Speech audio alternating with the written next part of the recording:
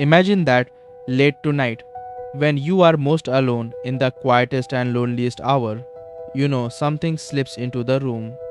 Call it a demon, and it leans close and it says this to you: this life, exactly as you have lived it and are living it now, you will have to live again and again, innumerable times more, and there will be nothing new in it. Every pain, every joy, every thought, every sigh, everything unspeakably small, and everything great, all of it will return to you in the same order, in the same sequence.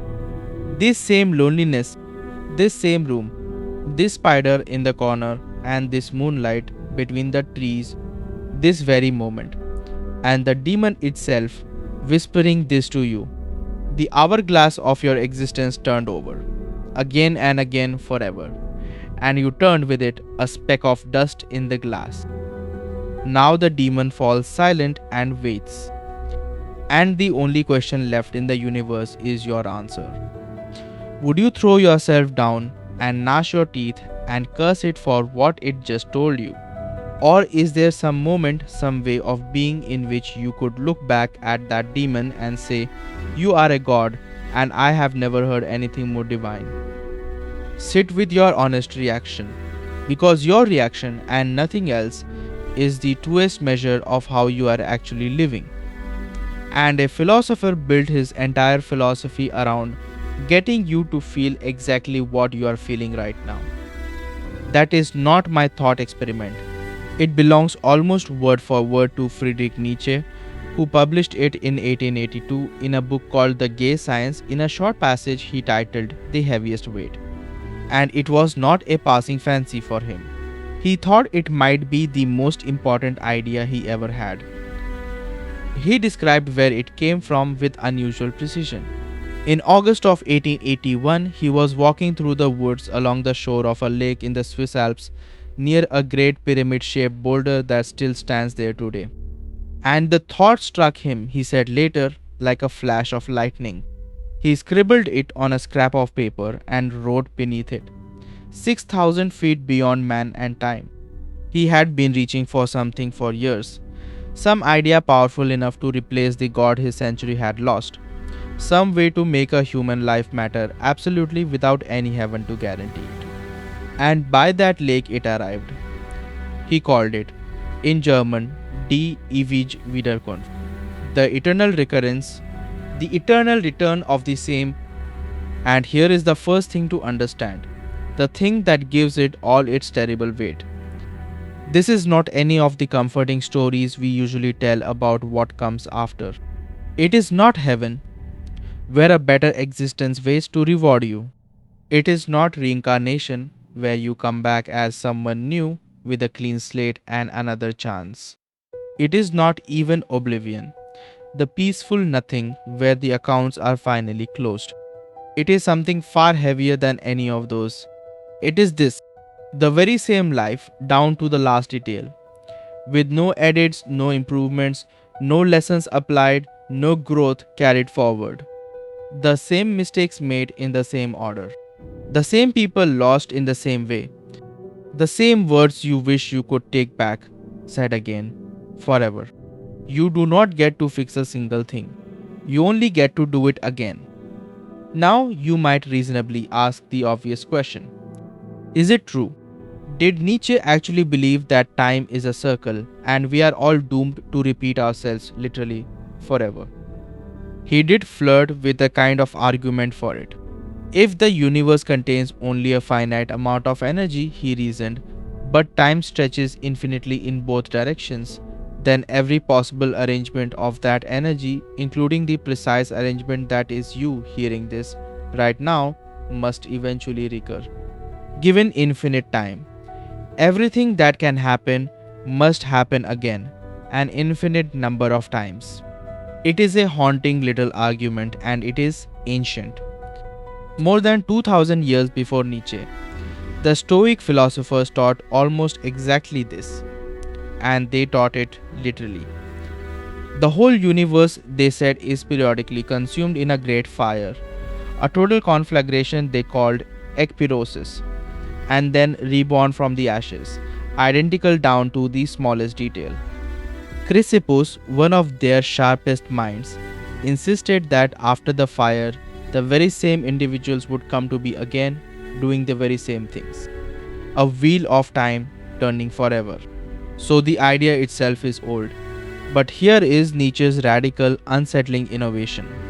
He took that cosmic doctrine down off the shelf of astronomy and metaphysics, and he aimed it, like a blade, straight at your own heart. He did not ask, is the universe a circle? He asked, what would it do to you to believe it was? Because honestly, whether the physics holds up is beside the point, and I think Nietzsche knew it. He did not present the idea as a lecture in cosmology. He presented it as a demon arriving in your loneliest hour, asking you a question, and that tells you what it really is. It is a test, the most demanding test anyone has ever devised for a human soul. The philosopher Martin Heidegger noticed that Nietzsche introduces the whole thing as a hypothetical, a what if, precisely so that your emotional reaction becomes the real experiment. The demon is a mirror. It does not actually predict your future. It reveals your present. Because the question is not really, is time a circle? The question is, how are you living right now, such that the thought of doing it forever fills you with either horror or joy. What the eternal return measures is not the universe, it is you. So let's run the test honestly, and let's start with the horror. Because for most of us, the honest first reaction is horror. If the demon's words land on you like a sentence, if your whole body recoils and says, no, please, not all of it again, then pay very close attention because that recoil is information you cannot get any other way. It means somewhere underneath you are living a life you would not choose twice. You are enduring your days rather than inhabiting them. And most of us are without ever admitting it because most of us are living somewhere other than where we actually are. Watch how you actually spend your time and you'll catch it. We treat the present moment as a hallway to somewhere better. We are waiting. Waiting for the weekend, waiting for the promotion, waiting for the relationship to start, or the hard season to end, waiting to finally have enough money or enough time or enough peace. And then we tell ourselves then the real life will begin. We spend the actual irreplaceable hours of our one existence as if they were small change, a currency for buying our way to some future that keeps it. We are almost never here. We are always in the corridor, hurrying toward a door. And the demon's whole horror is that it slams every door shut at once. It says there is no corridor, there is no later. There is no better version waiting at the end. This exact texture of this exact Tuesday is not the means to your life. It is your life, the whole of it, and you will have it forever. If that thought is unbearable, it is only because you have quietly decided that your actual life, the one you are really living, is something to be gotten through rather than lived. The eternal return takes that decision and holds it up to the light. It asks if this is all there is, and all there will ever be, then why are you treating it like a waiting room? Nietzsche knew this thought could crush a person. He was not naive about its weight. When he returns to it in his next book, Thus Spoke Zarathustra, he gives us one of the strangest and most violent images in all of philosophy. And it is his picture of what it costs to face this idea and survive it. Zarathustra has a vision. He sees a young shepherd lying on the ground, choking, gagging, writhing because a heavy black snake has crawled into his mouth while he slept and sunk its fangs deep into his throat. And Zarathustra, horrified, tries to pull the snake out with his hands and cannot. So he screams at the shepherd, the only thing left to scream, bite. Bite its head off. And the shepherd bites down. He tears the head off the serpent and spits it away, and springs to his feet. And he is no longer a shepherd, no longer a suffering man, but something transformed laughing. A laugh that Nietzsche says no human being had ever laughed before. That snake is the thought. That black, choking, coiling thing sunk into you is the eternal recurrence itself. The nausea of it, the horror of a meaningless existence repeating without end. And Nietzsche's point is brutal and clear. You cannot gently remove that snake. You cannot reason it away or pull it out with clean hands. You can only bite. You have to do something decisive and almost savage. You have to stop being the thing the snake is happening to, the passive victim gagging on the floor, and become the one who acts, who bites down, who takes the horror into your own teeth, and by an act of will, masters it. And what comes out the other side of that bite is not the same man. It is someone who can laugh at what used to strangle him. So, what does biting down actually look like? What is the transformation Nietzsche is pointing at? This is where the whole dark meditation turns at last toward light, and it turns on two Latin words that became the center of his entire Amor fati, the love of fate. Amor fati is not resignation. This is the crucial thing, and it is where almost everyone gets Nietzsche wrong. He is not telling you to grit your teeth and endure your fate, to accept it grimly because you have no choice. That is just quiet despair wearing a brave face. He is asking for something far more radical and far more difficult. He is asking you to love it, to reach a state in which you would not have a single thing be different. Not the pain, not the loss, not the humiliations you still wince at, not 1 degree of any of it. In his last productive year, he wrote down his formula, and it is staggering in what it demands. My formula for greatness in a human being, he wrote, is amor fati. That one wants nothing to be different, not forward, not backward, not in all eternity. Not merely to bear what is necessary, but to love it. Understand how strange and total that is. He is not saying the suffering wasn't real, or didn't hurt, or secretly served some hidden purpose.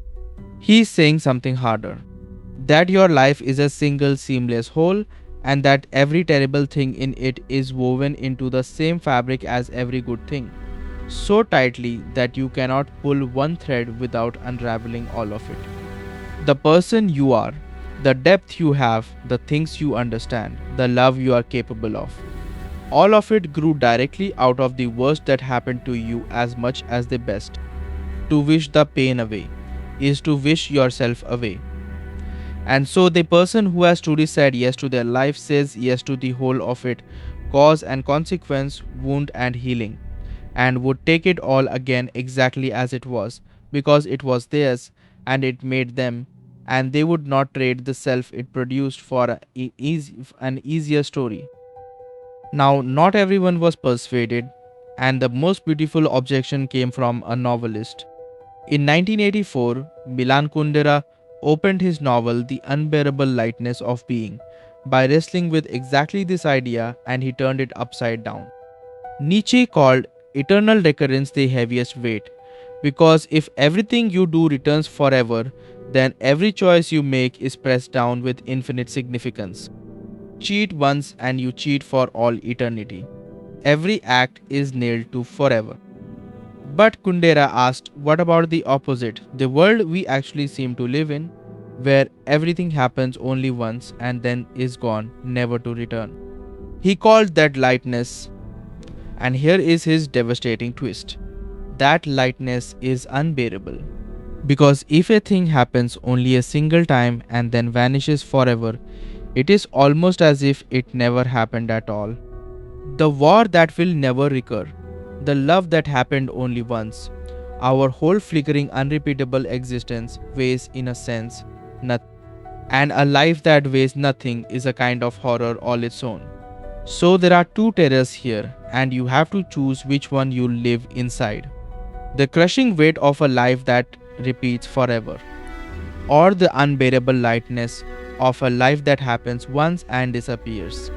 And what Kundera saw and what Nietzsche saw before him is that the very same fact this one life can be a curse or a gift depending entirely on how you decide to hold it.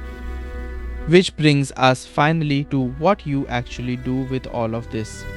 Because you do not have to believe that time is a circle to let the demon change your life. You only have to use its question as an instrument, a way of weighing your days that most people never learn. Here is the practice. Before you act, before you sink an evening into something, before you let another afternoon slide past unnoticed or spend another week nursing a resentment, you ask the demon's question: would I be willing to do this, exactly this, an infinite number of times? Would I will this evening to return forever? And watch what that question does. It burns away the trivial and the false with astonishing speed. The grudge you are rehearsing suddenly looks insane. Because who would choose to feel that on a loop for all eternity? The scrolling, the numbing, the going through the motions, the small daily cowardices, none of them survive the question. But something else survives it. This quiet cup of coffee in the morning light. This conversation with someone you love, the one you keep being too busy to really have. This ordinary walk you almost took for granted.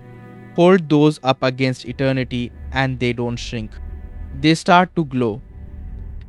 Because the eternal return, for all its horror, hands you a strange and precious gift. It tells you that eternity is not somewhere else, waiting after you die.